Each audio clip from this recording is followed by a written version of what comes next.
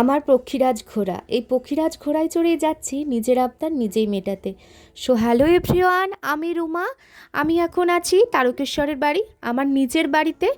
আগে হলে আমার বাপি সব কিছু আমার শখ মেটাতো। কিছু খেতে চাইলে, কিছু আনতে বললে সঙ্গে সঙ্গে মুখের সামনে এসে হাজির হয়ে যেত। বাবার রাজকন্যা না, কিন্তু এখন বাপি চলে যাওয়ার পর সব কিছু এখন নিজেকেই করতে হয়।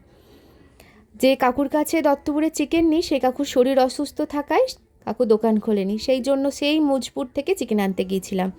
কি করব, অগত্যার গতি। তবে এই সাইকেলে চড়ে এখন মনে হচ্ছে কষ্ট হচ্ছে। আগে যখন আমি কলেজ স্কুল যেতাম তখন সাইকেলটাই মেন ছিল।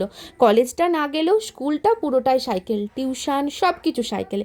তখন অত কিছু কষ্ট হতো না, কিন্তু এখন অনেক দিন সাইকেলে চাপা নেই, তাই জন্য একটু মনে হচ্ছে কষ্ট। বাড়িতে এসেই মাকে বললাম মাংস নিয়ে এসেছি। মা বললো তুই মাংসটা রান্না কর, আমার শরীরটা একটু ভালো নেই। এই রে কেস করেছে, ঢ্যাঁড়সের হাতে চিকেন খাবে।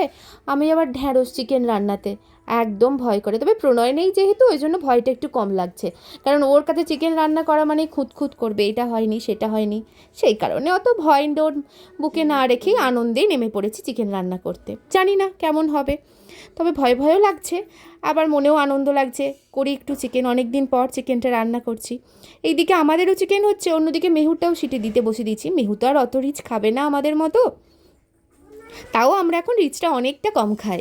আর এই যে আমার সুন্দরী এখন এসেছে আমার কাছে একটু চিকেন কষা খেতে, কারণ ও চিকেন কষা হলেই বাটি নিয়ে চলে আসছে। চলো, আজকের দুপুরের মেনু হয়েছে ভাত, চিকেন কষা, স্যালাড, আম।